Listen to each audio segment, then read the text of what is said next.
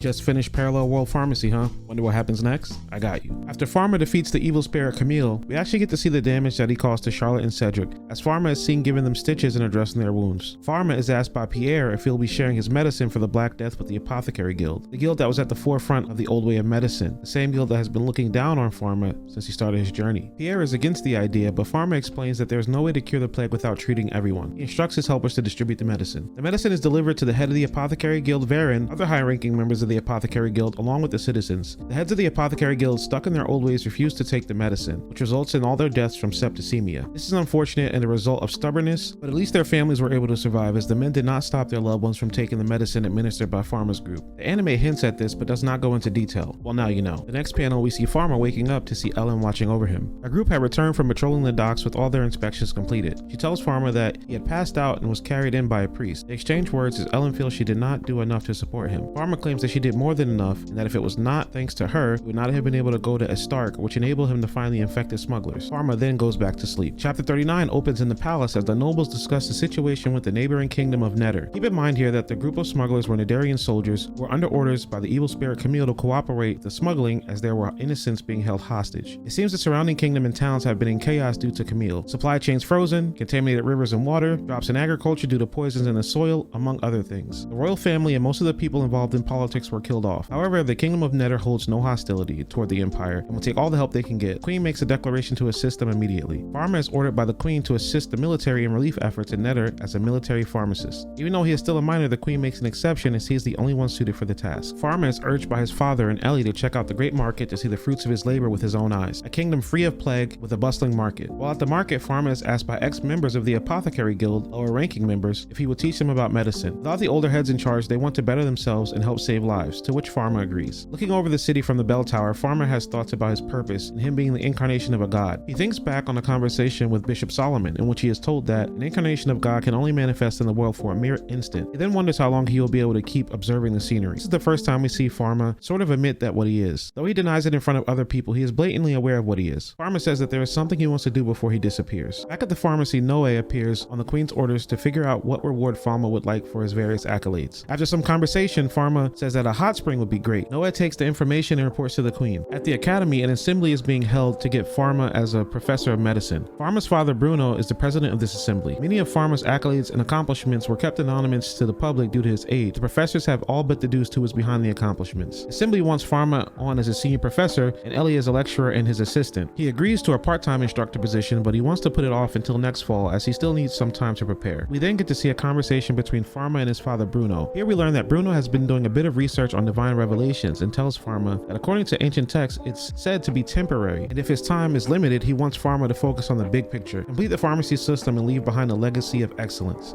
Pharma struggles as he knows that this is the right way to use his gift and live his life, and in his past life it's exactly the way he lived, but for now he wants to live close to the life and death of his patients, to treat them on the front lines. Bruno wishes for his son to live the way he wants. Chapter 43 starts with Pharma sharing the hot spring with the queen. Here the queen sees Pharma's medicine god crest for the first time as he forgets to cover it. We learn in this conversation that the queen also has a divine mark, the mark of the fire god. Although it is an incomplete one, it gave her incredible abilities when wielding fire magic, making her the strongest in the kingdom. We learn that Pharma has two crests and they are both complete, something the queen has never seen before. She explains that those born with complete crests are said to have their bodies possessed by gods, and Pharma has two complete crests. The queen speculates that due to Pharma's complete crest that his body houses the medicine god along with all his knowledge and power. She then wonders if the old Pharma was used as a sacrifice so that this body may house the power of a god. The queen says that she will never forget the old Pharma as she gets out of the hot spring, leaving Pharma with his thoughts. Pharma begins to think about her words. If his crests were incomplete, would the old Pharma have remained? Would he have benefited from the boosted magical power given by the incomplete crest and become a powerful water user like the queen? Pharma snaps out of his deep thoughts and decides to enjoy the new onsen to the fullest. At the same time, a lot of the kingdom's baddies come in, surprising Pharma so much that he hides. This is funny because the next day a rumor goes around that the onsen has healing properties. This is actually just a side effect of Pharma's divine power leaking into the water and affecting the skin and bodies of those around him. Chapter 44, the final chapter, opens with Lottie receiving a present from the Empress. The present is an expensive box full of the finest cakes and snacks from the kingdom. Turns out that Lottie is an artist and has impressed the queen with her work, so much so that she gets invited to the palace to be an apprentice in the art. Later on at the palace, Lottie is greeted by the queen in the castle, who shows her a stained glass mural based off her illustration. The queen is so impressed with her work that she invites Charlotte to use the palace's workshop to design ceramics and tapestries. They take a quick tour of the workshop and are introduced to the head painter, Dale, whose paintings are so beautiful they almost seem alive. He comments what he learned from Charlotte's paintings and calls them incredibly fantastic and far from simple. It's the exact opposite of his simple, realistic approach. He has been painting for years trying to perfect his craft, and the new artist capturing the eye of the queen was a big blow to him. Through Charlotte's art, he was reminded that art is freedom. He has been considering retiring, much to everyone's surprise. Dale says this is the right time to retire, as he has been haunted by an evil spirit. Farmer requests to hear the details of the matter, to which Dale agrees. Farmer consults Bishop Solomon with the story, as he has very little knowledge about the evil spirits of this world himself. Duke Dale's symptoms include unable to focus on lines or faces momentarily, distorted vision as if being swallowed by an illusion, things around him like chairs and tables will suddenly move. Solomon remarks that this is most likely not due to an evil spirit, as the spirit would hijack the mind, driving the person insane. The fact that Duke Dale was still sane rules out an evil spirit. Charlotte remarks that it is strange for the Duke to suddenly lose sight of what's around or have distorted vision, especially if it is not the work of an evil spirit. Pharma has a revelation and claims that it's in the eyes. This is where the manga ends and hints at the fact that Pharma may be tackling glasses and vision problems in the future. Unfortunately, this chapter was released in May of 2022, and there has not been any updates since. It seems that the light novel, however, is more up to date with a release in September of 2022. Two stories, however, seem to be slightly different. If you would like me to cover the light novel story and compare it to the anime and manga, let me know in the comments below. If you'd like an anime report card on this anime, let me know that as well. Now, full disclosure, I recorded this thing at least 2 million times and I just gave up, so sorry about any mistakes with the audio. I switched from Pharma to Falma a lot, but I promise they're the same person. Feel free to flame me in the comments below. Like, comment, subscribe, and all that good YouTube stuff. Thanks for watching.